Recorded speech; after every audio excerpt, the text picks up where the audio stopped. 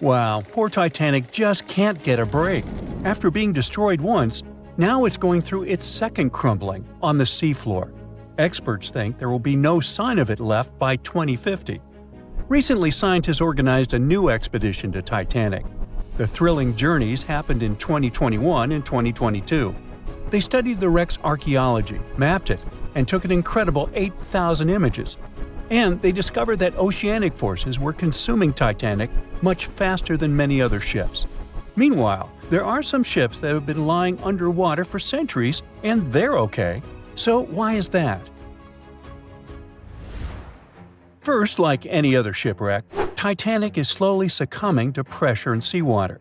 Parts of the promenade deck already collapsed. Captain Smith's bathtub is filled with debris because the roof fell on it. The officer's quarter door started to disintegrate as well. The bow is still holding on, buried 60 feet into the mud, just like 25 years ago. But it will also face an inevitable fate one day. Certain structures on the ship could last much longer, maybe for hundreds of years. For example, the thick boilers and reciprocating engines. But lighter elements like railings and wood are doomed.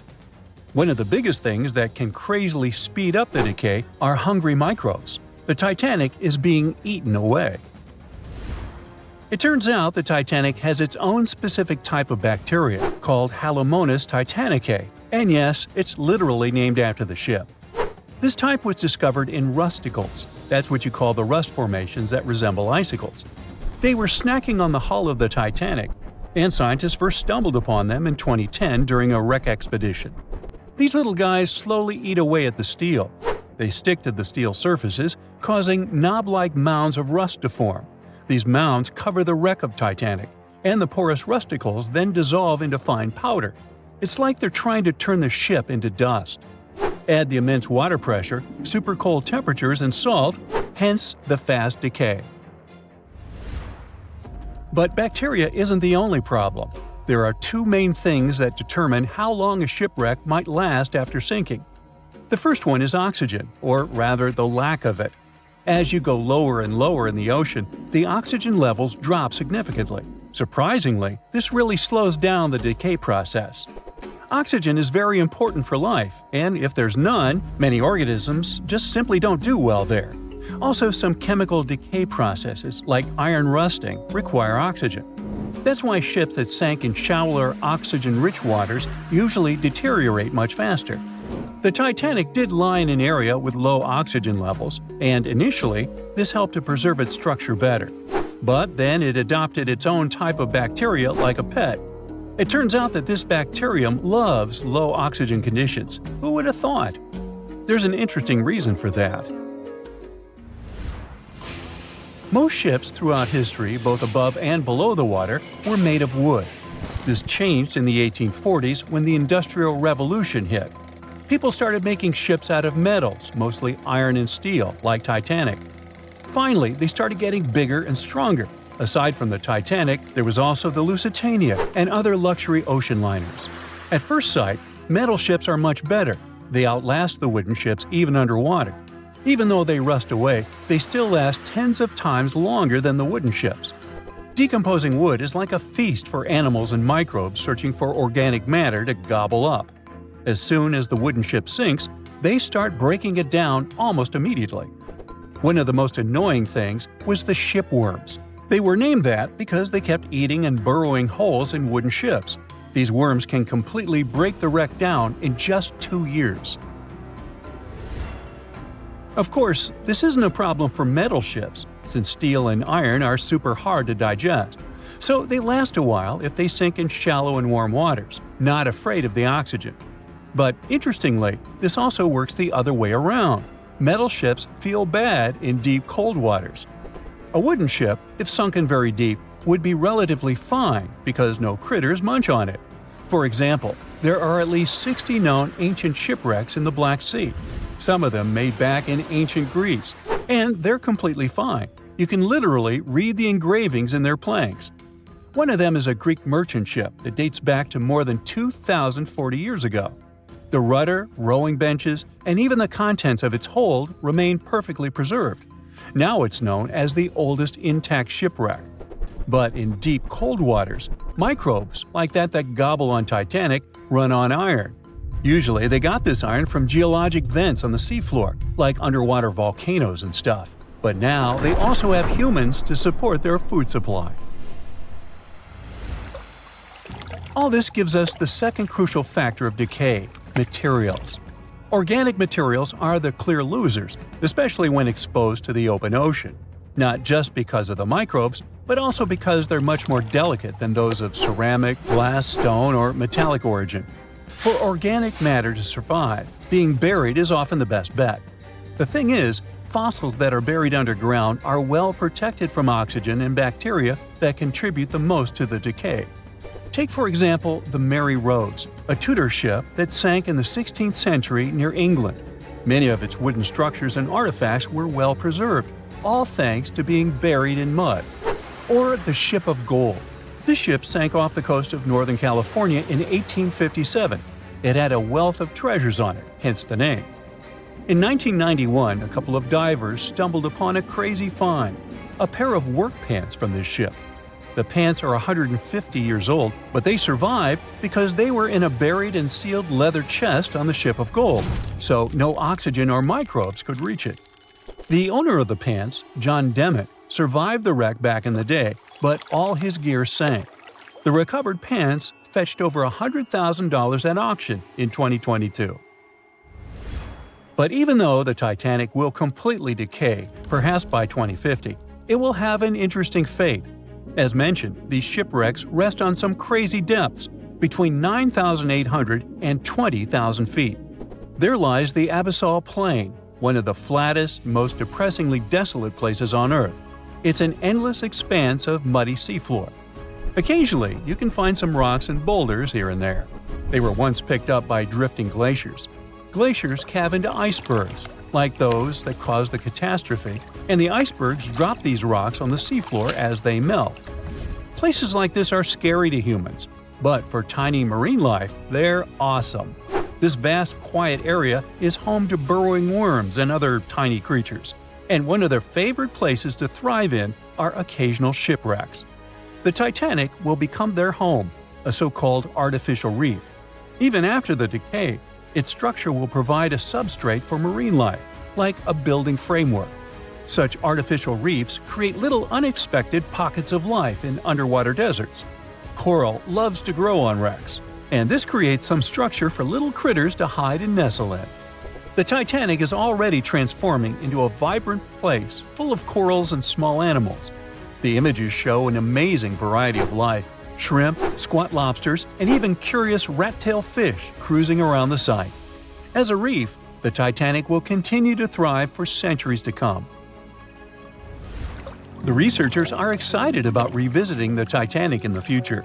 They'll use advanced sonar and laser scanning technology to survey the wreck site and capture some high-quality photos for a better understanding of the Titanic's condition.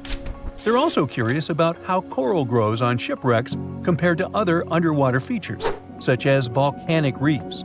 All this will be helpful for marine biology and the shipbuilding industry. April 14, 1912. The dark night was filled with horrible sounds of a giant metal vessel breaking into two. The largest ship of that time collided with an iceberg that was on its way. The Titanic, one of the biggest stories of the 20th century that people still talk about. The starboard side of the giant vessel brushed up against the iceberg. It was 11:40 p.m. when things started going wrong.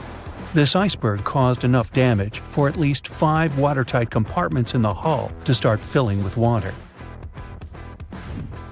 The crew immediately began a brief investigation to see if they could do anything and fix things. They had no one to rely on, all alone in the darkness of the cold night, far away from the land, the North Atlantic Ocean, around 400 miles south of Newfoundland, Canada.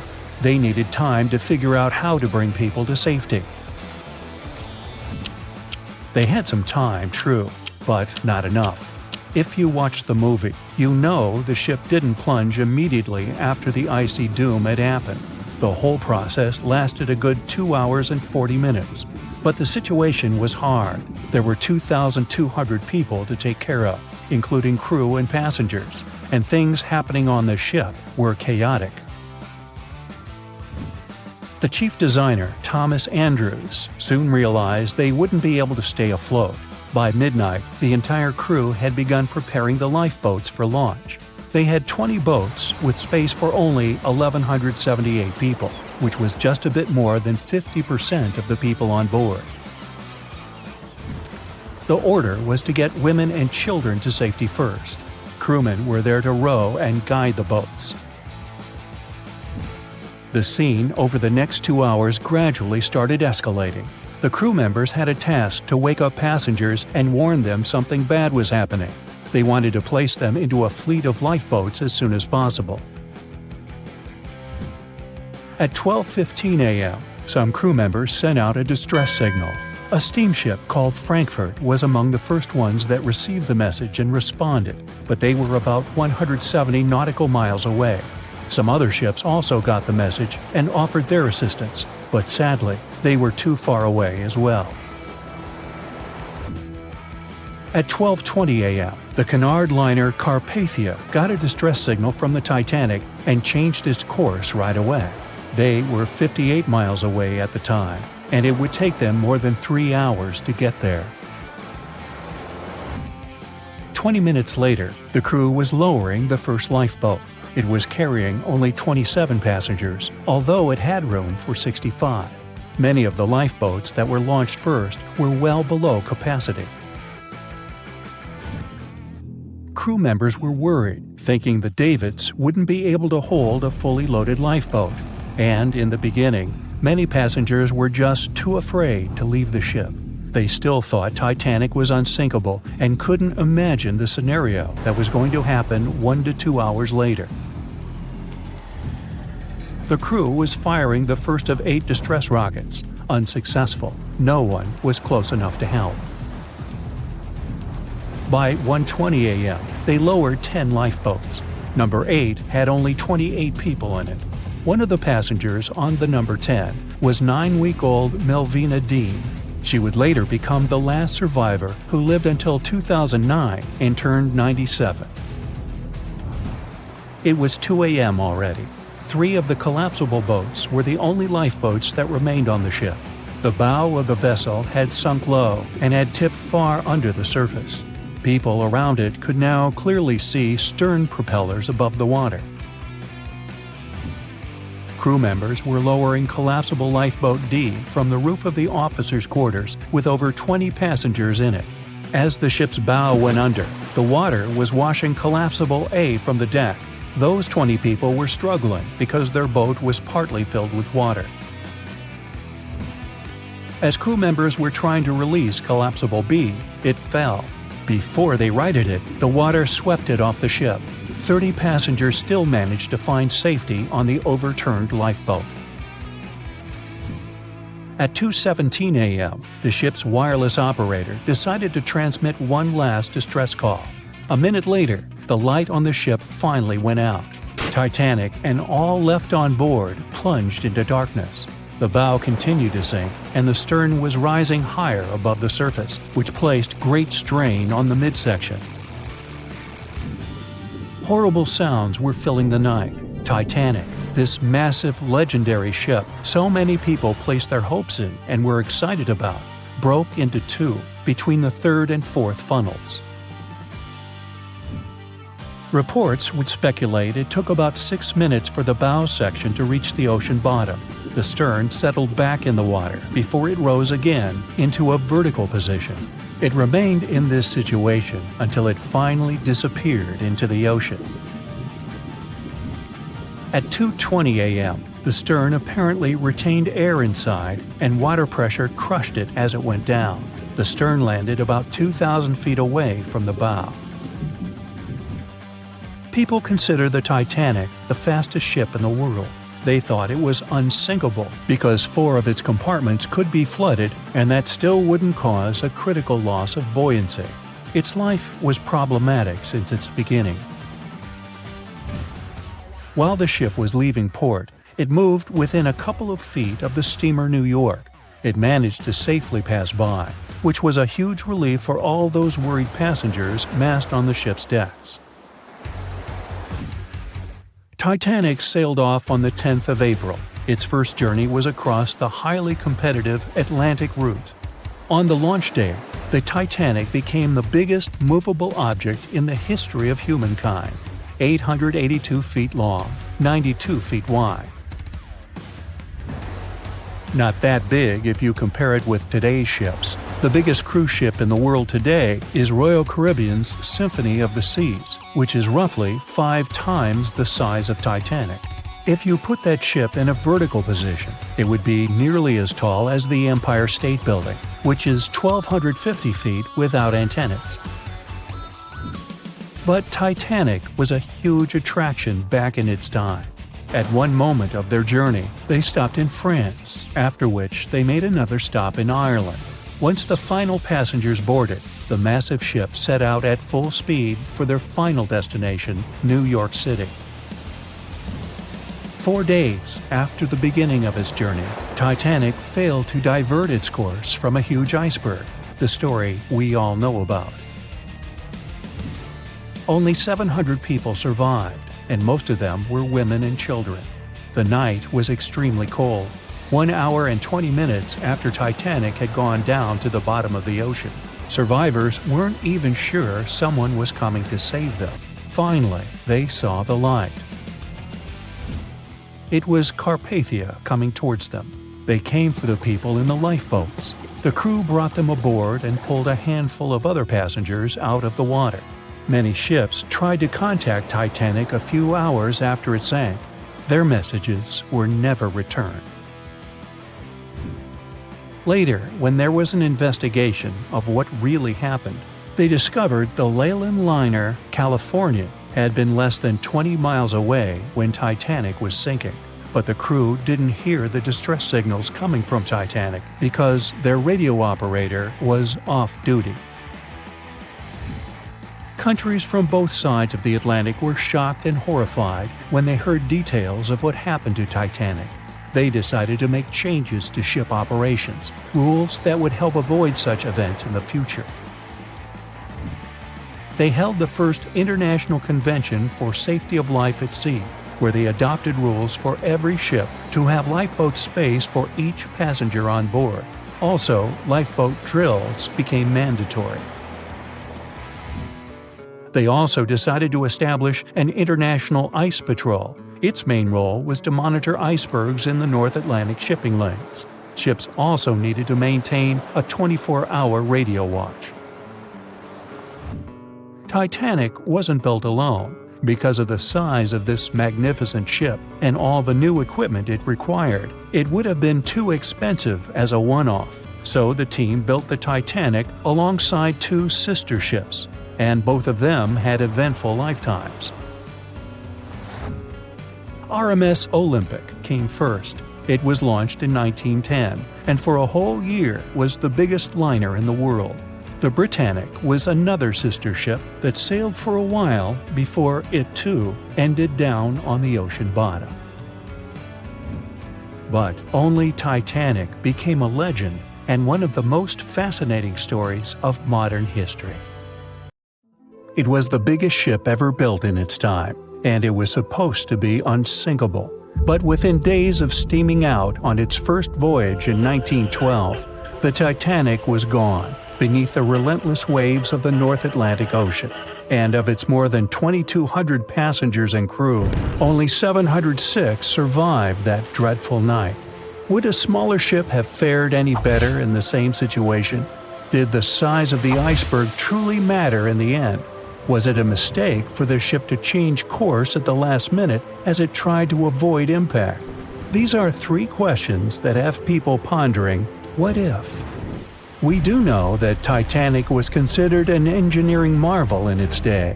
Designed by Thomas Andrews for the British shipping company White Star Line, it was just over 880 feet long and 175 feet tall. Built with abundant space for 840 staterooms, a swimming pool, a squash court, a gym, and 2 dining rooms. But it was below deck that one of its most impressive new features could be found. Titanic's hull was divided into 16 compartments designed to be watertight. Up to 4 of these compartments could take on water in the event of a breach, with the remaining 12 helping to keep the damaged ship afloat. It was thanks to these compartments that the ship was regarded as unsinkable. Rumor has it that Philip Frank, White Star Line's vice president, even declared, "There is no danger that Titanic will sink. The boat is unsinkable, and nothing but inconvenience will be suffered by the passengers." On April 14, 1912, that proved to be mistaken when Titanic struck an iceberg. As ice ripped along the ship's hull, several of those watertight compartments ruptured. It took only 2.5 hours for Titanic to sink. Did the size of the iceberg that hit Titanic seal its fate? Would a bigger or smaller iceberg have made any difference? Icebergs come in a wide variety of shapes and sizes. They are pieces of ice that have broken away from glaciers or ice shelves in the Arctic and Antarctic, and are now wandering across the ocean until they eventually melt. One of the tallest icebergs ever found would have easily dwarfed Titanic. Discovered in 1957, it was 550 feet high. That's close to the height of the Washington Monument. Imagine ramming into something that big. Smaller icebergs, though, can turn out just as dangerous. Some are the size of houses and called bergy bits. Others, closer to the size of a car, are called growlers. These can be much harder for ships and boats to locate, making them more difficult to avoid. And though smaller, they can produce a lot of damage when hit. It's also critical to recall that icebergs are always bigger than they seem, with the majority of their mass lurking below the ocean surface. In fact, over 80% of an iceberg's volume is underwater. Most of its sharp, jagged edges cannot be seen. Roam too close, and you risk damaging your ship's hull. Because Titanic had little notice of its impending doom, a smaller iceberg, struck at the same angle, could still have been enough to bring that mighty ship down. Now, it's possible that had the iceberg been larger, it would have been spotted sooner. Titanic might have had time to alter course and avoid the impact. But missing that one iceberg would not have guaranteed Titanic's safety. It was traveling in a dangerous stretch of the Atlantic called Iceberg Alley. It's located 250 miles east and southeast of Newfoundland, Canada. Behind one iceberg, there could be another, and another after that. And so the crew on board had to remain very attentive to avoid several potential collisions, not just one. A smaller ship might have been better suited for the trip. Titanic's size was certainly a challenge when it came to steering. In fact, it had just left her dock in Southampton when it nearly collided with another smaller ocean liner, the SS New York, missing it by just 2 feet. The gigantic steamship was obviously not made for maneuvering quickly in tight quarters. A ship that size required time and space to change course. But when it comes to ships versus icebergs, a ship's size doesn't always matter. The Islander was a steamship designed to travel the Inside Passage in Alaska. In the summer of 1901, it struck an iceberg, which tore a hole in the front portion or bow of the ship. The vessel did not sink right away, and the crew tried to steer it to safety. Ultimately, its bow completely submerged, and its stern was lifted up and out of the water. It didn't take much longer before the ship sank completely. Of the 168 passengers and crew members, 128 survived, and $3 million in gold was lost. Islander had a 240-foot hull, making it almost a quarter of the size of Titanic, and that smaller size didn't seem to be much help in preventing a collision with an iceberg. And then there was the Hans Hedtoft in 1959. Also known as the Little Titanic or the Danish Titanic, it was referred to as the safest ship afloat. It was 272 feet long with 95 people on board. Much like the real Titanic, the Hans Hedtoft was specifically engineered to handle most of what the sea could throw its way. Along with its double steel bottom, it also had an armored bow and 7 watertight compartments. How could such a ship sink? But it could, and it did. It was on its first voyage, returning to Copenhagen, when it ran into trouble. On January 30th, it hit an iceberg. An SOS was sent, but when the Johannes Cross arrived to help, the Hans Hedtoft was nowhere to be found. The only evidence of the ship's existence was a lifebelt that was washed ashore in Iceland 9 months later. Again, the ship's smaller size didn't work in its favor. A smaller size of Titanic wouldn't have guaranteed a safe voyage in 1912. The final what-if concerns the last-minute choice when the iceberg was spotted and the alarm sounded. First, Titanic could attempt a complete stop. But this wasn't an option, as the ship needed a half a mile to come to a halt, and the iceberg was a mere 900 feet away.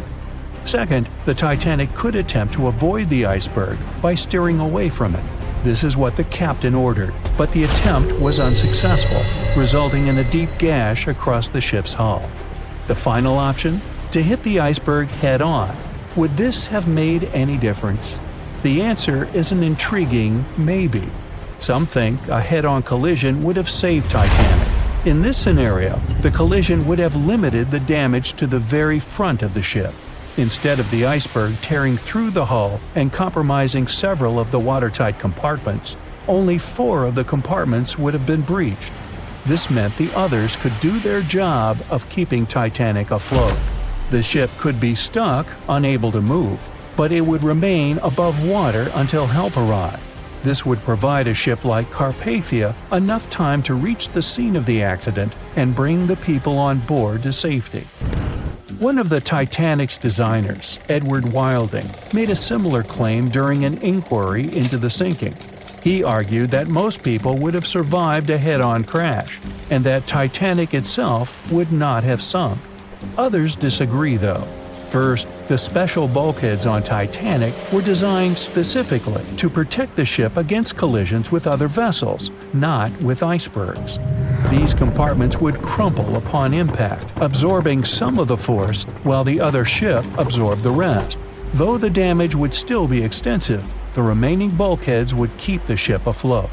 But an iceberg does not have the same flex in a collision as you would experience with another ship. Most of the force would be absorbed by Titanic, resulting in greater damage to the ship. Even worse, the impact would be carried through the full length of the ship. Rivets would burst, seams would tear, the compartments would quickly flood, and the ship would sink even faster, resulting in fewer survivors. In any case, as with most what-ifs, we'll never really know the answer.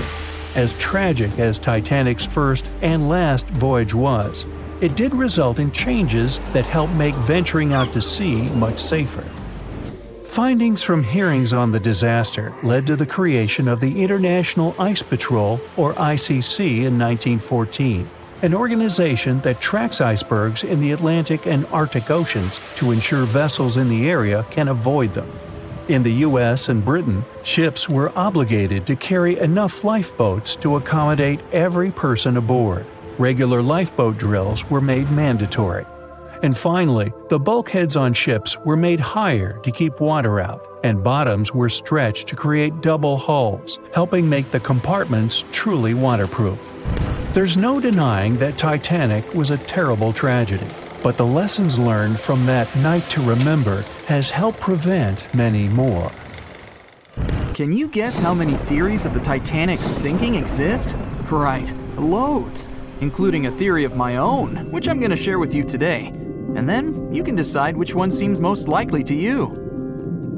One Piece theory. The very first version of the events was the One Piece theory.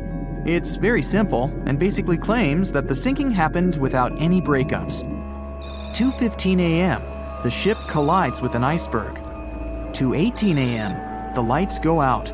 The ship reaches an angle of 45 degrees and then quickly begins its final plunge into the ocean depths. 2:20 a.m., only about 3 minutes later, the RMS Titanic disappears under the surface of the ocean for good. The liner doesn't break, it just goes down as a whole piece. Of course, this can't be true. In April 1912, the Titanic was not only the largest ship in the world, but also the largest ship ever built. It's hard to believe that such a heavy vessel could have gone down without breaking. That's just impossible. Well, I mean, you can't blame the theorists. Before we found the wreckage, there were no other theories. Wait a minute, or were there? The day after the disaster, the survivors gave their interviews. They talked about what had happened, and some of them claimed that the ship had actually broken in two when it had been flooded. For example, Jack Thayer, a 17-year-old boy, outlined the sinking as he remembered it, and L.D. Skidmon drew a sketch based on his description. The picture clearly showed the ship breaking in half. But no one believed Jack or other witnesses. There was no evidence, so their claims were received with a grain of salt. But in 1985, things changed. First, breakup theory. That's when Robert Ballard found the wreckage of the Titanic in the depths of the ocean. When people saw the wreckage, it became clear that Jack and the other survivors had been right. The Titanic did indeed break in two when it sank. So it's time for a new theory. 2:15 a.m. The keel breaks, the starboard list eases, and the hull continues to bow and crumble.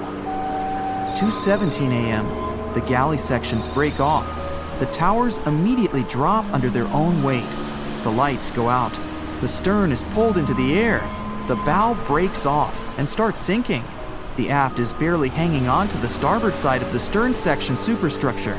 The stern section slowly lists over to port as it begins sinking again. It rises up one last time and pivots in a semicircle as it sinks. It all sounds pretty convincing, right? But people began to find plot holes in this theory. For example, the Titanic couldn't have held together until it reached such a high angle. The breakup would have had to begin much earlier. This only meant there was still a vast field for research and speculations. So people started to come up with their own possible scenarios. How about we look first at the ones no one likes? V-break and Aaron 1912 V-break. According to the first breakup theory, the Titanic reached a high angle, and the weight of its unsupported stern caused it to crack from the top down. But it's physically impossible. So, are there any other ideas? In 2006, Roger Long, a naval architect, decided to research a so-called V theory. 2:17 a.m. The breakup begins at a shallow angle, perhaps as little as 11 degrees. The upper structure fails and starts to crack. At this moment, only its double bottom is holding the Titanic together, but it starts to bend under the strain too, failing the ship. Water is pouring through the crack. It increases the weight in between the two sections, bending the Titanic the other way and pulling it into shape somewhat resemblant to the letter V. The upper decks get mangled and bent together. The bow heads for the bottom, and the stern is the last to sink. This theory has since been disproven many times, though. Roger Long believed it because the broken edges of the upper decks in the Titanic's bow section were all mangled and crushed. However, we have learned that it happened because of the so-called hydraulic downburst, the force of the water crashing into the deck as the Titanic hit the ocean floor. Another V-break theory states that the bow had risen out of the water after the break. This theory was mainly peddled by one former Titanic enthusiast. But not only has this theory been proved to be physically impossible due to the bow's incredible mass, it was also inspired by incorrect information. Remember Jack Thayer? Well, it was based on his sketch and the words of a couple of passengers. But the truth is, none of them had ever seen the Titanic break down like this. Jack himself even stated in an interview that the sketch was completely out of context to what he had actually seen. It was drawn by a passenger on the Carpathia, the ship that received the Titanic's distress signal and came to its aid. It couldn't be used as evidence. Now that we know this, let's move on to the theories that most people believe in. James Cameron's banana peel theory. Who hasn't seen the legendary movie about the Titanic, right? It became the leader of the 70th Academy Awards ceremony in the number of nominations and awards, and deservedly so. But did you know that James Cameron had been interested in the Titanic for many years and studied the ship's history. His books and research are very detailed, and he even came up with his own version of the events. It's called the banana split theory, and this is actually what you could see in the movie. Here's how it goes. The Titanic reaches a 23-degree angle and fractures down to the keel. The double bottom acts as a hinge as the stern falls down. When the double bottom fails, the bow and the stern separate. The stern lists to port, standing vertically, and then begins to go underwater. This theory is the most scientifically accurate one, along with Roy Mengat's theory. Wait, who's Roy Mengat? Mengat theory. Roy Mengat was an engineer who came up with the most plausible theory for the time being. 2:17 a.m. The lights go out on the Titanic. At this moment, the ship is at an angle of 20 to 23 degrees. Suddenly, the vessel snaps in two just around the third funnel. It causes the stern to settle into the water. The keel fails first. The draft and lower hull are crushed and break apart. Water surges into the bow and stern of the ship through the huge cracks, causing the bow section to sink beneath the waves. The stern rises up to the angle of 70 to 90 degrees, and then it sinks too. This theory seems to make the most sense, but it's quite controversial. The survivors who saw the breakup stated that the stern had settled back with the bow completely missing. Mengat's theory, however, contradicts that statement, while James Cameron's scenario takes this into account. Are you thinking what I'm thinking? The truth must be somewhere in the middle. My version. Now, as promised, I'll provide you with my version of the events. Well, it's not really my theory, more like a combination of Roy Mengat's and James Cameron's ones. I believe that James Cameron was right about the breakup. 2:17 a.m. The ship is at a high angle. The lights go out. Then it snaps into two pieces. The bow starts sinking. The double bottom is still attached to the stern for a minute or so. Once the double bottom fails, the two parts separate and the bow goes down. Then, as Mengat said, the stern rises up at a high angle, and then it begins to sink vertically. It might have actually happened because the survivors stated that they had seen a clean break. This means it couldn't be hidden. And they had also seen the stern staying vertically in the air for a long enough time, probably a few minutes, before disappearing. Anyways, all of these are just speculations. Regardless of how the Titanic broke apart and sank, it was a great tragedy. It's already been 110 years since the Titanic collided with an iceberg and sank. Did you know that in 2022, the Blue Star Line Company is completing the construction of an exact replica of the Titanic? Called the Titanic II liner, the ship will be sent sailing along the same route with 2,400 people on board. Let's hope that everything goes well for them. It was September 12, 1990. In those times, way before instant messaging and Zoom calls, a little girl was looking for pen pals. Zoe was aboard a ship from England to Belgium on vacation with her parents. She was only 10 years old at the time, but was a very clever schoolgirl. She took a piece of paper and started putting some words together. She introduced herself, then wrote about how she liked ballet and playing the flute and the piano. Of course, she couldn't help but mention her two adored pets, a little hamster she called Sparkle and her fish Speckle. She also put down the address at which she could be reached in case someone was interested in writing back to her. But alas, she was at sea. Who could she send this message to? An interesting idea came to her mind. She carefully placed her letter in a plastic bottle, tightly closed the lid to protect it from the water, and threw it into the sea. The little girl's excitement faded away over the years as she didn't receive a response. Maybe the bottle got stuck somewhere. Maybe it was swallowed by some big, scary sea creature. Or maybe the water actually poked through the plastic cap and destroyed her message. Many years later, on Christmas, a letter for Zoe was received at her parents' house under her maiden name. The postage signaled that the message was from Europe. It was from a Dutch couple, Piet and Jacqueline Leteau, who had found her delicate bottle and were very considerate to write back. They pointed out that they had found the letter among the debris thrown at the shore by the sea. Zoe's letter had been stranded for a staggering 23 years at sea and traveled for more than 350 miles to reach its final destination near Rotterdam in the Netherlands. That's quite a voyage for a small plastic bottle. A story similar to that of Zoe is the strange connection between two little boys. A little German boy named Frank Uzbek was on a boat traveling to Denmark when he got the same idea as Zoe. He was 5 years old at the time he put together a message and threw it into the unknown. The year was 1987. He got his response years later when he was 29. His letter, just like the one Zoe would send a couple of years later, had been at sea for 24 years. His message was found by a boy named Daniel Korotkin while he was on a walk with his parents on the Koronian Spit near the Baltic Sea. Daniel was lucky that his father knew enough German to translate the message. The unlikely friends eventually met via video call in 2011. Not all message-in-a-bottle stories have been explained away. In 2013, a Croatian surfer came across a damaged bottle while near the Adriatic Sea.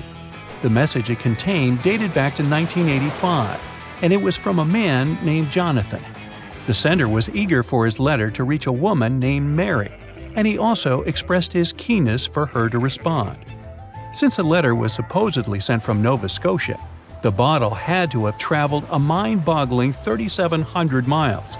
The message went from the Atlantic Ocean, entered the Mediterranean Sea, and reached the Adriatic shores in Croatia. The identities of neither John nor Mary were ever discovered. There are also messages in a bottle with wonderful love stories to share. This was the case for Ake and Paulina Viking. When Ake, a lonely Swedish sailor, placed a letter in a bottle and threw it in the Mediterranean Sea, he had no idea the piece of paper would eventually reach his future wife. This was in the early 1950s. The bottle was found by an Italian man who was inspired enough to give it to his niece, Paulina. After a year of back-and-forth letters being exchanged, Aki and Paulina eventually met and got married. Having decided to share their story with the world, they became somewhat of a celebrity couple for the time. They even shared video footage of their wedding with the world, and their story was featured in a bunch of newspapers. This fortunate event started a movement between young people looking for love, increasing the number of messages being thrown out at sea in search of a fairy tale ending. Not all the stories that started out like this eventually worked out, though. In 1945, an American named Frank Hayostak placed a similar message to that of Aki's in a bottle and threw it in the waters. Almost a year later, his letter was found by an Irish woman. Her name was Brenda O'Sullivan. Their years of correspondence soon caught the attention of the media at the time, but their friendship never flourished because of the added pressure. They eventually met in person when Frank traveled to Ireland, but he didn't stay for long, and they eventually got out of touch with each other. After Titanic met its strange ending, many bottles containing secret messages started to surface. Almost all of them proved to be counterfeited, apart from one letter. Years after Titanic had sunk in the icy Atlantic waters, a bottle was found on the Irish shores. It was supposedly from a man named Jeremiah Burke, and to this day, it is considered to be the only genuine message in a bottle originating from Titanic. The piece of paper simply stated the sender's name and the location, the Titanic, accompanied by the word goodbye. Since the date has washed away, it's difficult to estimate whether the note was sent before or after the ship had hit the iceberg. The common understanding is, however, that since Jeremiah was looking to relocate to the U.S., he was merely sending his last symbolic regards to his family and friends back in Ireland. This simple way of meeting and sometimes corresponding with people has turned into a hobby for a man from a Canadian province named Prince Edward Island, located east of the U.S. state of Maine.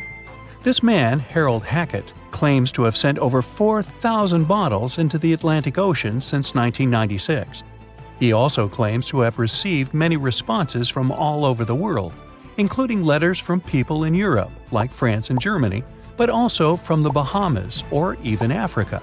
This unlikely pastime earns him about 150 Christmas cards from his pen pals each year.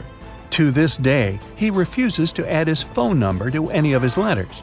This way, he ensures that if people ever want to contact him, the only means of doing so is via a written letter. He's also studied the best times to send the messages in the water based on the direction of the winds and the currents.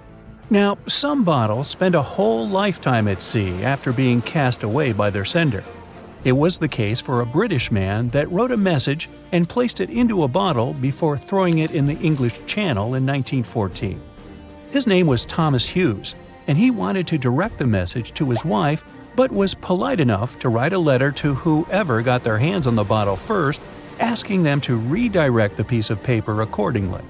The bottle didn't reach his wife, since it was found 85 years later on the Essex coast. The man that stumbled upon the bottle was kind enough to reach out to the family and place the message in possession of Thomas's daughter. And 85 years isn't the longest time for a small bottle to be cruising the waves. A scientist named Hunter Brown was studying currents in the North Sea when this idea came to his mind.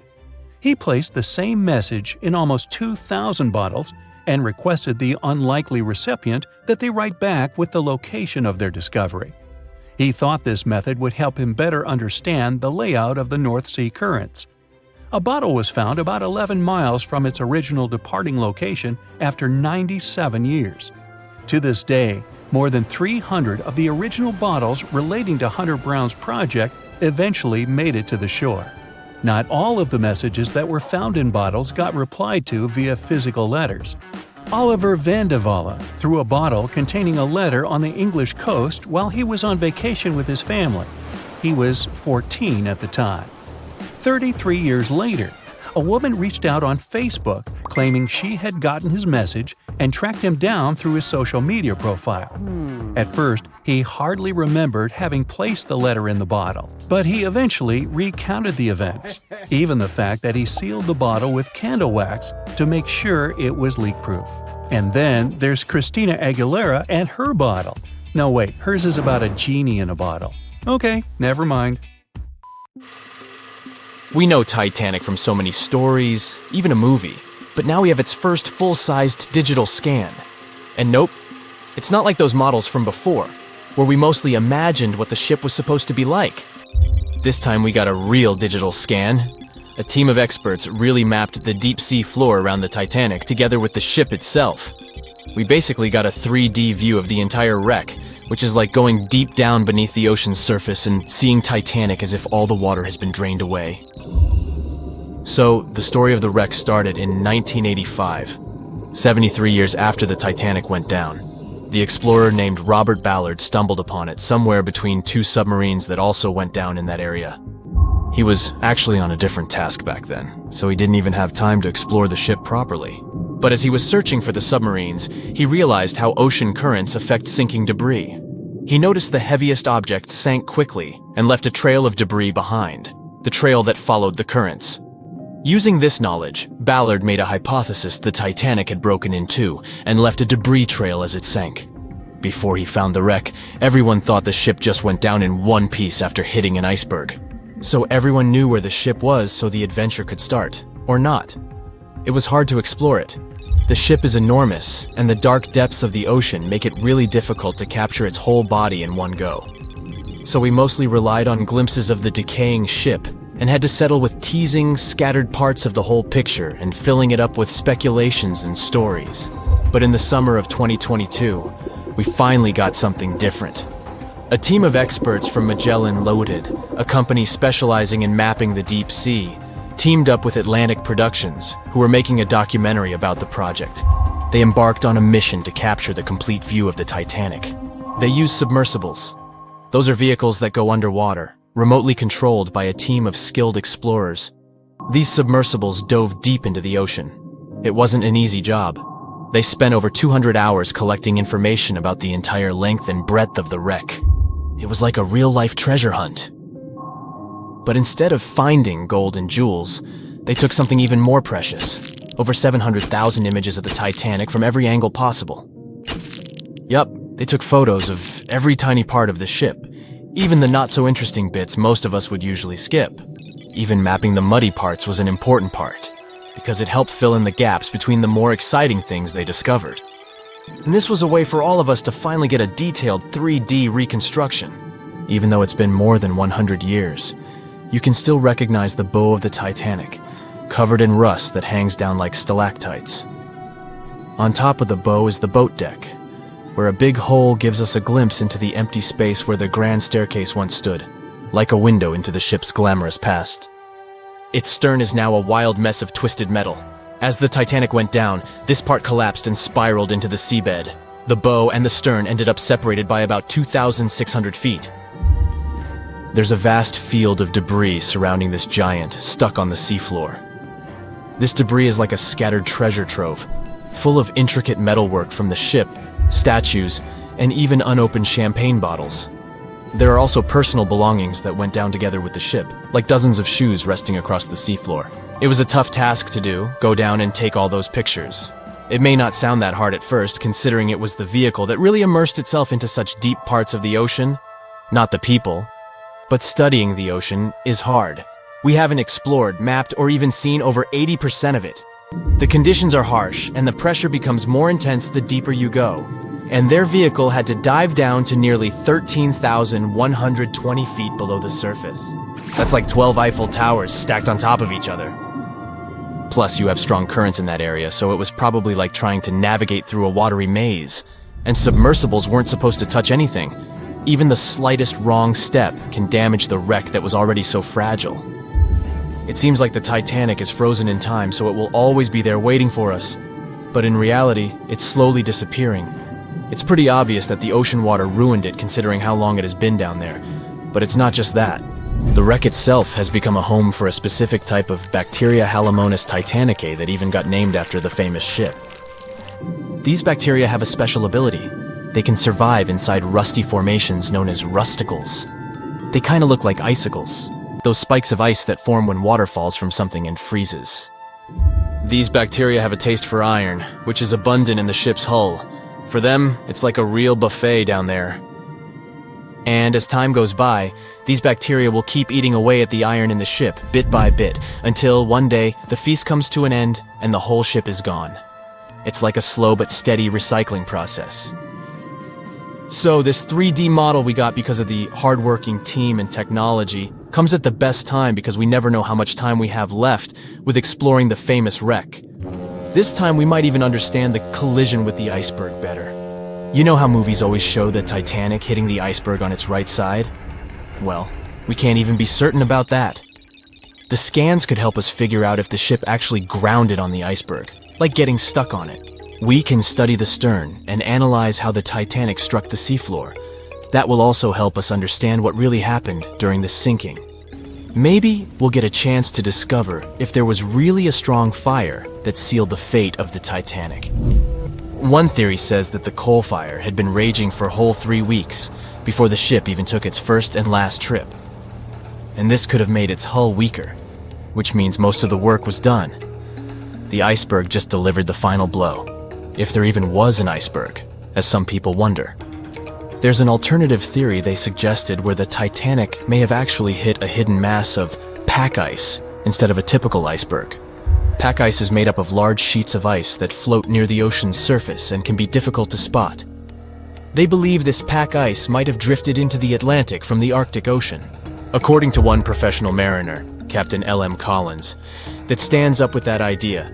If the Titanic had struck a regular iceberg, the ship would have sunk much more quickly than it did.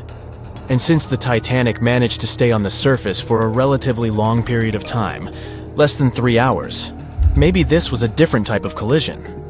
The mariner also said there are differences in what people said they saw when the Titanic sank. He thinks these differences might be because of optical illusions.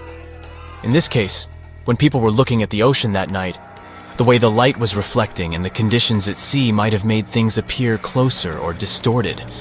So when they saw something in the water, it might not have been exactly what they thought it was. Whether it was an iceberg or something else. Binoculars might have helped the crew members to spot the potential danger, but unfortunately, they didn't have any.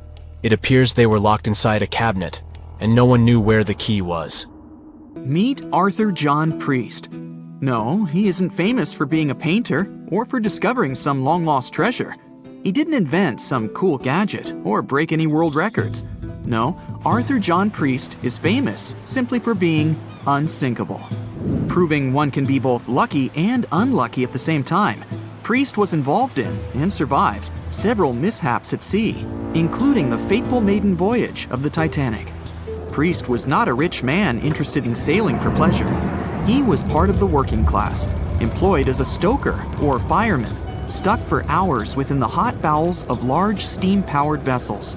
His job was dirty and difficult. He was responsible for keeping the furnaces lit, feeding them coal to ensure enough steam was produced for the engines to work. He had to be careful about not overheating the system or setting fire to the whole ship. The furnaces had to be carefully watched and constantly fed. He breathed it all in a while, working and fighting with the sweat and the dirt. He would often work shirtless because of the heat and was always covered in black coal dust. And when he finally had a break, his shared living quarters were nearby in the same part of the ship. He must have been good at his job, though, because he had no trouble finding work. But wherever he went, bad luck seemed to follow. The first incident was a mild one. As a young man, Priest worked on the RMS Asturias. The passenger liner first set sail in 1907, traveling between Southampton in the UK to Buenos Aires in Argentina. At some point during its maiden voyage, the ship suffered a small collision. The damage was bad enough that the ship returned for repairs. Thankfully, there were no reports of any serious injuries. Priest, unfazed, simply went to work on another ship, but his bad luck lingered on the Asturias. In 1914, the Asturias became a hospital ship, helping care for sick men and women around Europe while bringing them home to England. But in March 1917, at just around midnight, the ship was struck by a foreign object. Its hull was breached and the engine room flooded. The captain ordered everyone to abandon the ship, sending crew, patients, and health staff scrambling for the lifeboats. The vessel was still moving, powering through the water because the main controls, located within the flooded engine room, could not be turned off. The captain refused to leave the ship while people were still trying to escape. He was able to aim the Asturias towards Bolt Head, where it finally hit land and couldn't sink. The remaining lifeboats were lowered and the final survivors made it to safety. When they studied the damage on the ship later, the Asturias was declared a total write-off. It might be hard to pin this particular disaster on Priest. After all, he wasn't even on the ship at the time. But it seemed that many of the ships on which he served were destined for trouble. His bad luck followed him to his next job on the RMS Olympic, a massive ocean liner. The Olympic was big. In fact, it had been designed and built as part of the fleet that included the Titanic. But with size came sacrifice. The Olympic was great at moving in one direction, but very difficult to handle when it needed to turn. It was September 1911. The Olympic was trying to alter its course. The Hawk, a smaller ship sailing nearby, didn't give the larger vessel enough room to maneuver, and the two slammed into each other. Because the Hawk was engineered to deal with potential confrontations when out at sea, its reinforced bow tore through the Olympic. Two large gashes appeared on the ocean liner's side. The propeller shaft was badly twisted, and worse, the ship began to take on water. Somehow, the Olympic made it to shore without sinking, and nobody was seriously hurt. Priest had no idea that this was just a small taste of what his future held for him. He next found employment on a brand new ship, a better ship, an unsinkable marvel that was said to be the biggest vessel to have ever been built. Yes, he was going to work on the Titanic. And what a job! It took 29 boilers, requiring 850 tons of coal a day to produce enough steam to power the Titanic. Priest was just one of 150 stokers toiling away in the ship's underbelly, keeping those fires burning day and night. He made around $30 a month. But on April 14, 1912, he would find himself flung from a world of extreme heat to one of blistering cold. At approximately 11:35 p.m., the crew spotted an iceberg. The Titanic tried to avoid it, but the alarm had been sounded too late. 5 minutes later, the two collided. The iceberg tore through the hull, and the once watertight compartments inside were badly ruptured. as the cold Atlantic water flooded in, the ship began to sink. Distress signals were sent, but the closest ship, the Carpathia, was over 3 hours away. In the dark of night and stuck in the middle of nowhere, the crew and passengers panicked. Those who could scrambled for the lifeboats. Others jumped into the icy waters. In total, only 706 survived that terrible night.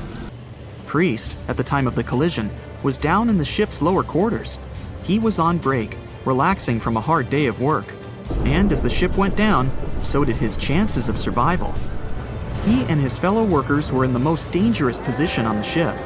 They had to make their way through a maze of corridors and gangways, some of which were flooded, in a mad dash to the deck.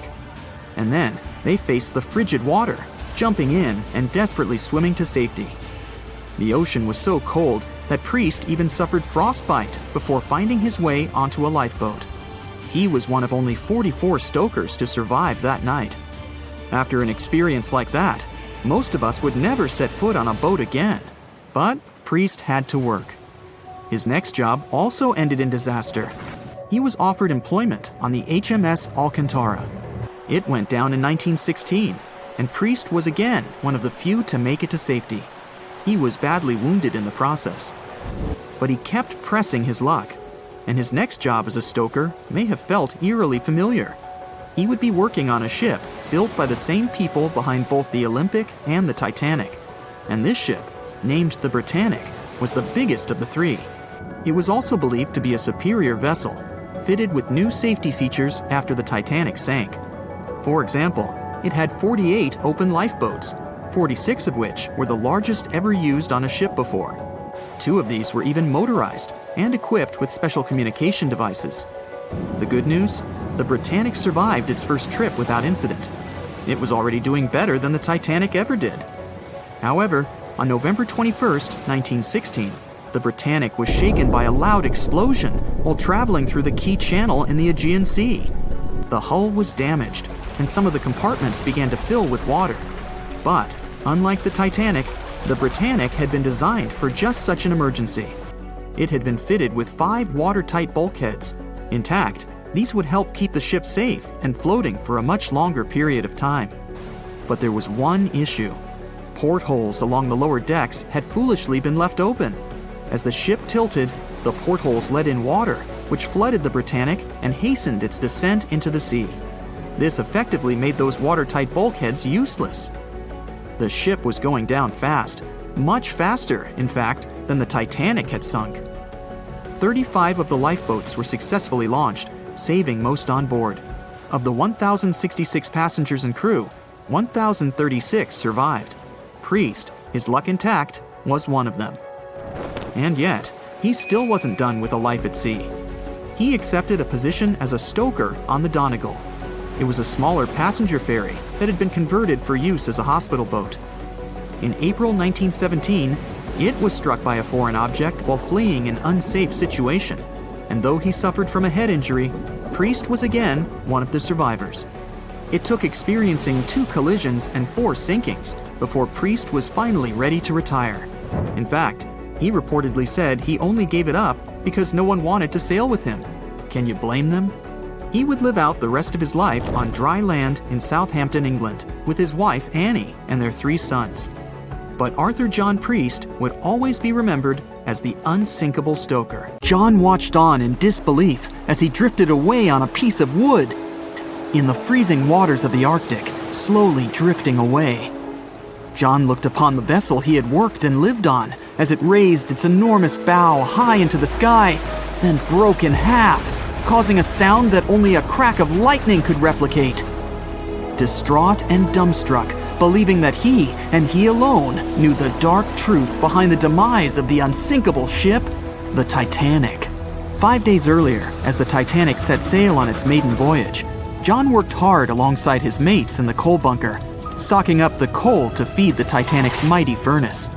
They had stocked and stored more than John had ever witnessed on any other ship he'd worked on. But this was the Titanic, the grandest ship to have ever sailed the seas. On the Titanic, there could never be too much coal. As they left Belfast and pushed toward Southampton, there was a large bang below decks that went unnoticed.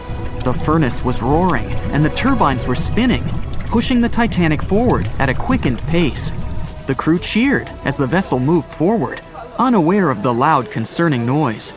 Arriving in Southampton, Greg came aboard, amongst hundreds of other passengers.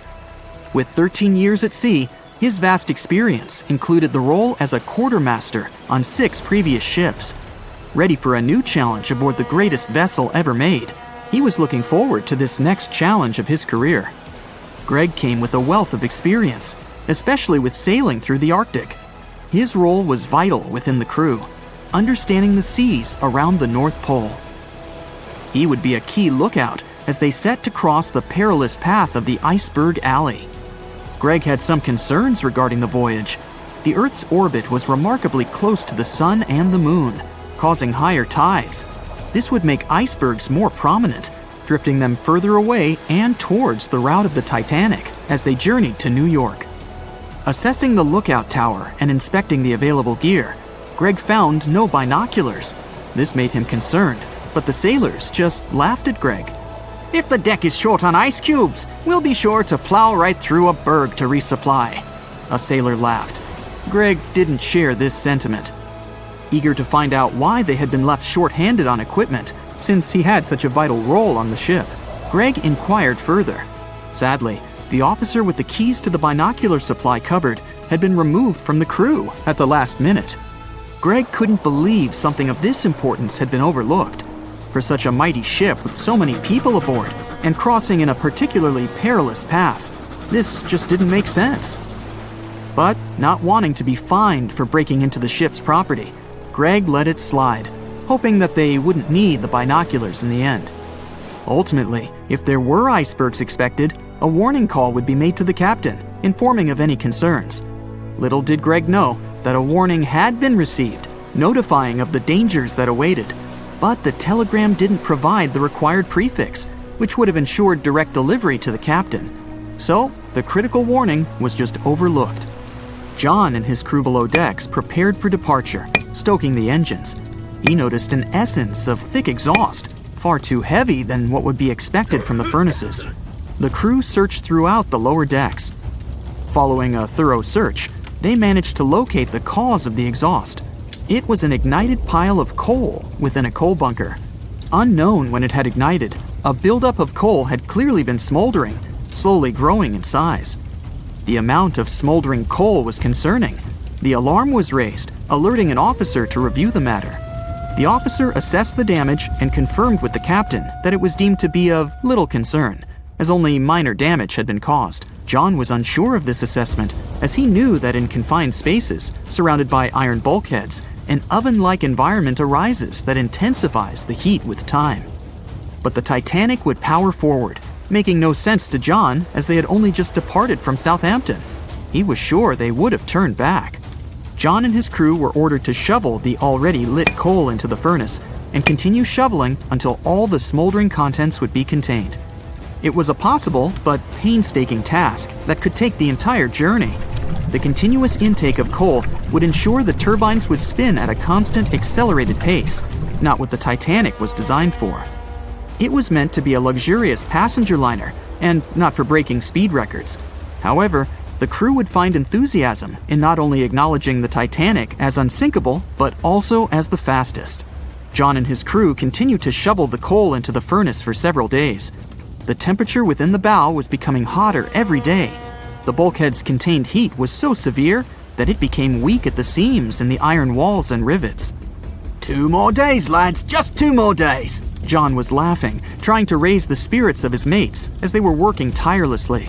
But as they were all laughing, joking, and looking forward to dry land, they unknowingly approached their final destination. The Titanic was speeding through the calm sea. Greg looked ahead, above in the lookout tower, keeping a keen eye out as they were in iceberg territory now. Even though the way seemed clear, false horizons could occur, creating confusion about how far objects in the distance truly were. As they were traveling in the Gulf Stream waters into the colder Labrador Current, air columns cooled from the bottom upwards, creating a thermal inversion. This incredibly high air pressure ensured fog wasn't present, providing a deceptively clear outlook. But the thermal inversion can also create optical illusions, showing the horizon further away, appearing higher in the distance, or masking whatever objects that could come before it. These false horizons could easily hide any icebergs that could be approaching. Greg knew the perils of a calm sea in the Arctic, preferring the rough waters, where it's easier to detect icebergs within waves. Peering from the lookout, Greg was looking towards the dark abyss ahead. Suddenly, within 1 mile directly in front, a formidable image quickly emerged from the dark waters surrounding. "Iceberg, right ahead!" Greg yelled to his mate, who quickly called to the helm and directed them to steer hard to starboard. The helmsman received the call. In the heat of the moment, he turned the wheel counterclockwise. He then realized he'd turned the wheel the wrong way and quickly went in the opposite direction. The ship aimed towards the iceberg, veering to the port side whilst reducing speed. Although there was a delay in turning the wheel, since there was a short distance from the signal and the fast pace that they sailed at, it may not have made a difference. As they approached the iceberg, it appeared as though they'd miss it, but over 87% of an iceberg is underwater. And as they came along the side, the hidden ice underneath hit the port side bow, piercing the side of the hull with a 12-square-foot tear. The ship shook, with all aboard aware that something was amiss. Amongst the confusion and fear, they were oblivious of the damage. As they gathered their bearings, 6 out of 16 compartments were quickly filling up with seawater. The hull could only withstand 4 compartments filling before sinking.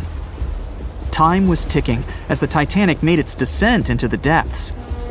The weakened bulkhead with heated steel pillars and rivets broke under the pressure and sudden change of temperature from the ice-cold water. The call was made to abandon the ship. Lifeboats were prepared to be released, while help signals were sent out to nearby ships. The radio operator was guiltily sitting, constantly calling out to a nearby ship that had been in contact with the Titanic recently. There was steady communication with this ship over the past few days, providing warnings of icebergs since the Titanic departed from Southampton. The final warning message received was just 1 hour ago. Upon receiving the final warning, the operator ignorantly responded, "Shut up," with the assumption that their warnings of icebergs were pointless. Following this unfortunate response, the ship turned their radio off and provided radio silence. The closest ship that was responding to their distress signals was 500 miles away, too far to provide any assistance in time. There were countless mistakes that caused the Titanic's watery end, whether they contributed directly or from sheer ignorance. The most tragic of them was the number of people aboard the ship, 2,224 of them. There were only enough lifeboats provided to rescue 1,178, barely half of the people. The year was 1854, and the SS Arctic, the fastest passenger liner of its time, set out to cross the Atlantic. As it sailed through the misty veil, it slowly disappeared into the unknown. The Collins Line, an American shipping company, was started in 1818 and only began seriously trading in the transatlantic by 1835. Its steamships crossed the Atlantic from Liverpool to New York within just 10 days.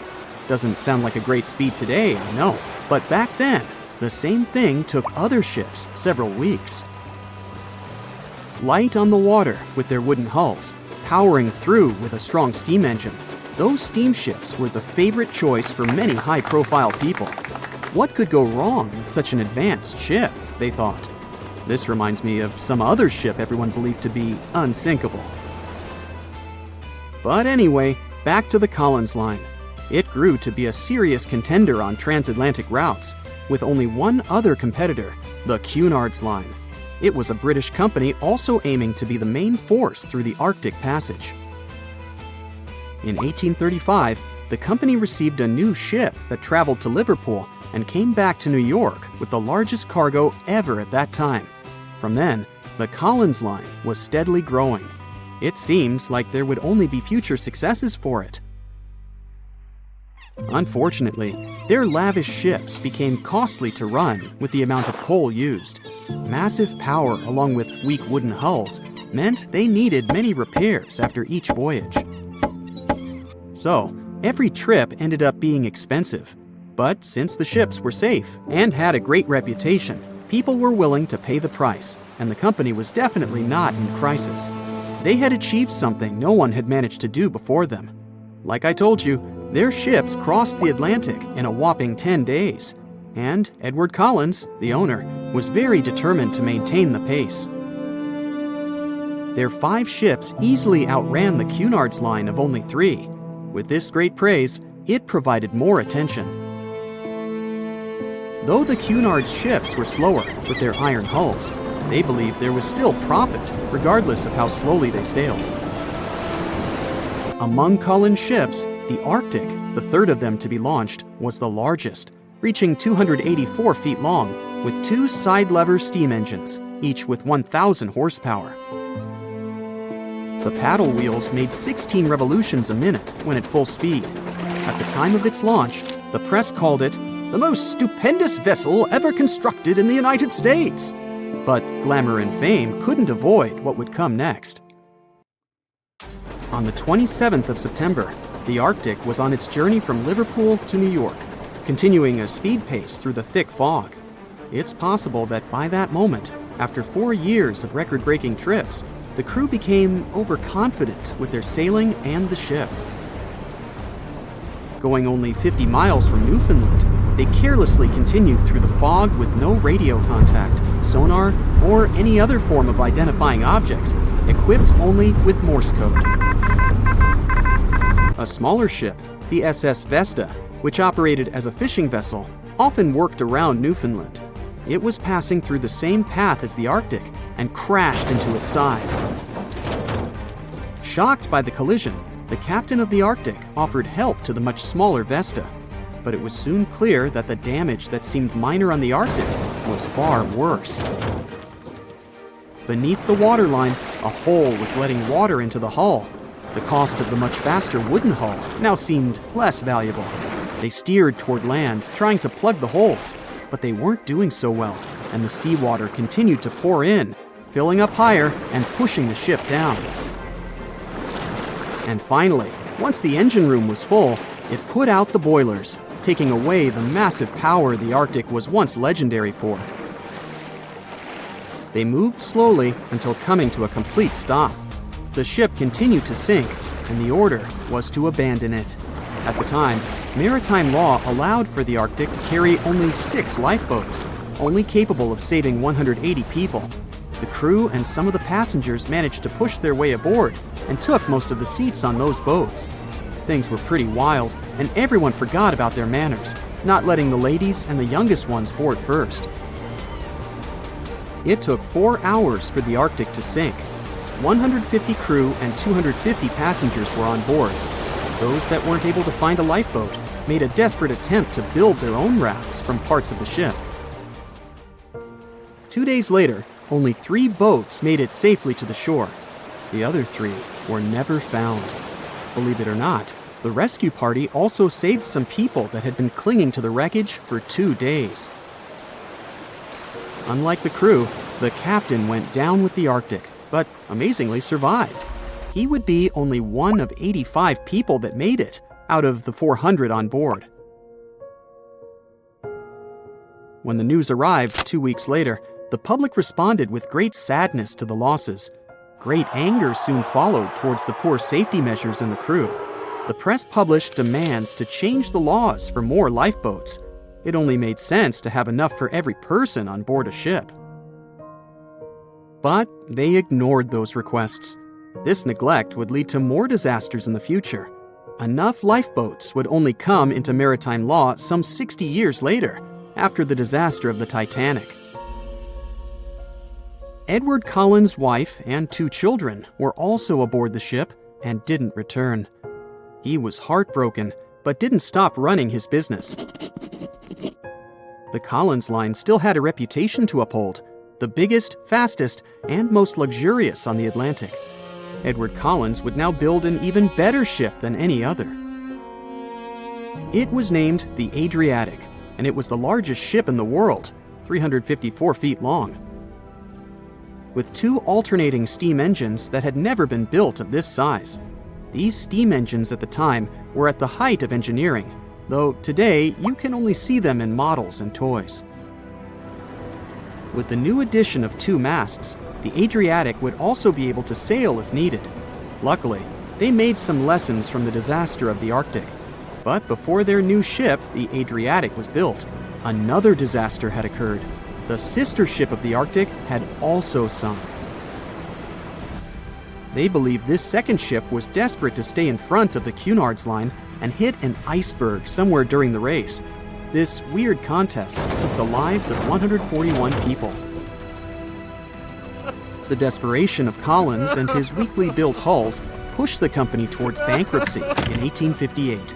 The newly built Adriatic, costing over $1 million, had only made one voyage in the end. And even that voyage was considered a disaster.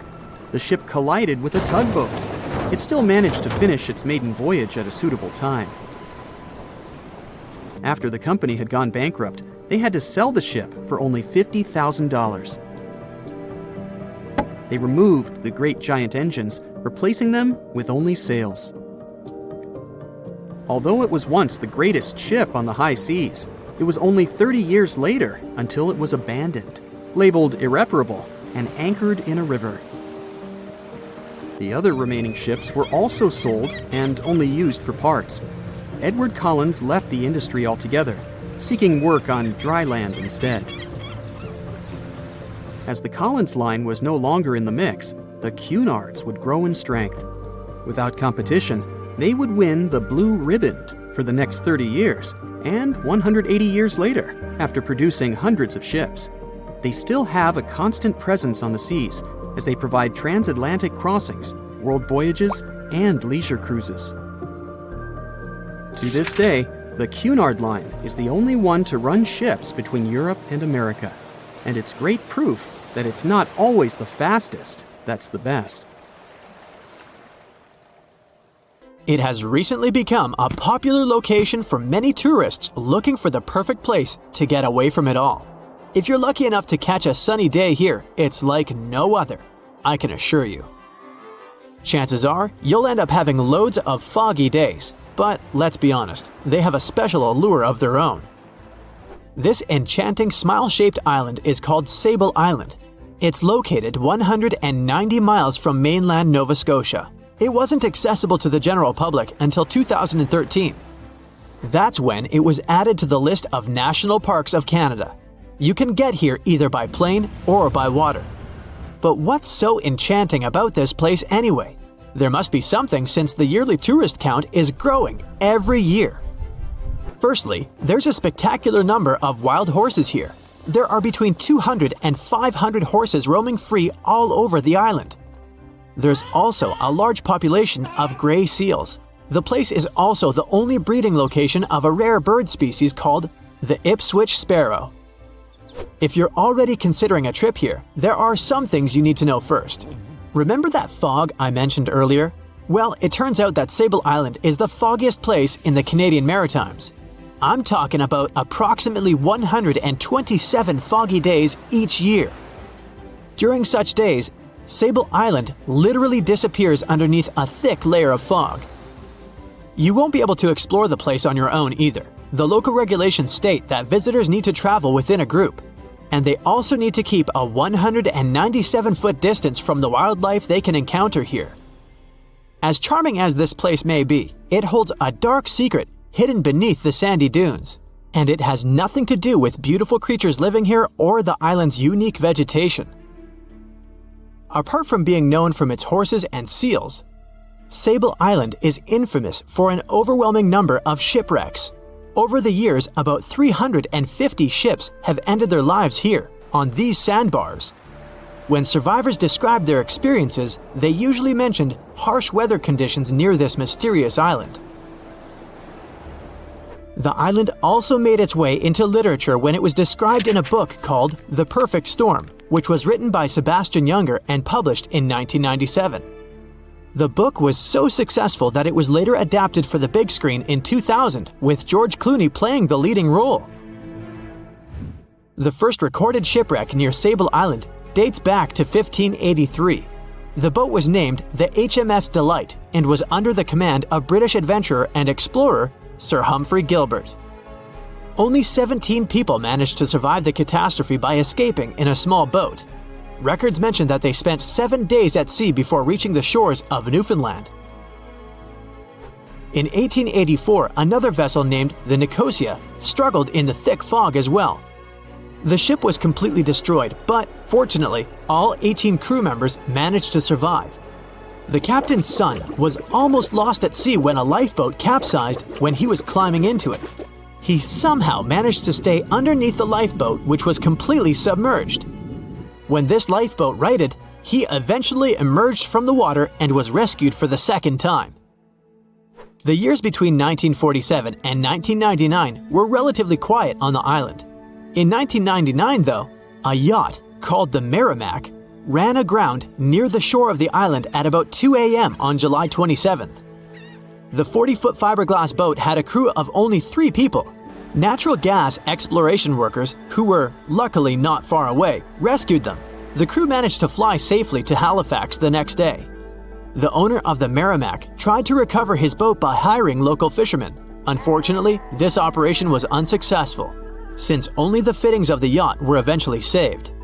It took no more than 6 weeks for the sand and waves to crush and completely break up the hull of the Merrimack. So what is it about this place that's so dangerous for boats? Does it have anything to do with the weather? Or maybe there's other forces at play? The explanation turns out to be a bit more complex, and it wasn't easy to figure out, at least not way back in the 1500s. First of all, the island is located close to one of the world's richest fishing grounds. Since it's also near one of the major shipping routes between Europe and North America, hundreds of vessels sail past it each year. The likelihood of shipwreck increases when there are so many boats roaming around the area. Sable Island is also in the way of most of the storms that move up the Atlantic coast of North America. It's no surprise that boats often get hurtled straight onto the shores of this island. The weather has a lot to do with it too. During the summer season, the warm air from the Gulf Stream creates a dense fog as it merges with the cool air by the Labrador Current that passes by the island. Other currents don't help the matter. Sable Island is next to the meeting point of 3 major ocean currents: the Gulf Stream, the Labrador Current, and the Belle Isle Current. Since the 1950s, radars and other modern navigation tools have been used on commercial vessels as well. Up until then, the sextant was the main instrument used to figure out a ship's location.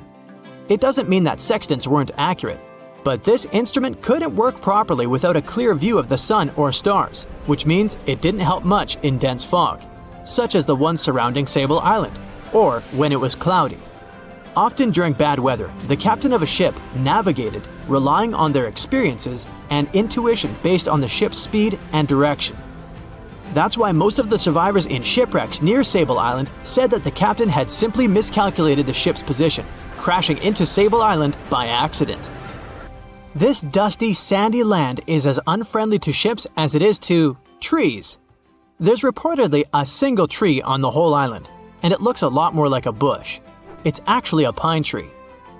And since the famous island horses don't see it as much of a food source, it somehow managed to survive. Reports say that the tree was planted back in the 1950s. Local authorities were trying to grow a forest on the island to make it a bit more welcoming. They've planted tens of thousands of trees over the years, more than 69,000 evergreens, 600 fruit trees, and about 55 pounds of pine seeds, along with other plants which could survive the conditions on the island. But they were no match for the extreme weather and sandy soil. Out of all those plants, just one pine tree is still alive. Thanks to its resistance, it has even become a symbol of Sable Island. Interestingly, for around 40 years, the island also had just one inhabitant. Can you imagine that? One person living on a remote island for so many decades? It's the story of a woman called Zoe Lucas. She chose to surround herself with the only residents on the island: the horses, the gray seals, and the many species of birds. An esteemed naturalist, she mentioned in an interview she gave back in 2017 that she was used to living on the island and that she never got lonely. To survive here, she had to put together an essentials kit. It included a notebook to take notes and a pair of binoculars to study the wildlife. You can safely assume she wasn't scared of the intimidating surroundings, since she decided to eventually call this place home. At first, Zoe wanted to set up camp on one end of the island, near some abandoned buildings. But eventually, she settled in a wooden house near a bunch of sand dunes. A Canadian institution called the Meteorological Service of Canada put together the simple construction back in the 1940s. Parks Canada operates the building these days. Zoe's work included gathering as much data on the local horse population as possible. It could help scientists better understand how they managed to adapt to the unfriendly environment.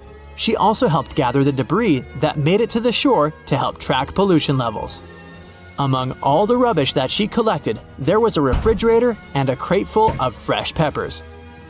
Some other specialists eventually started working rotating shifts on Sable Island to offer the brave woman a little bit of company now and then.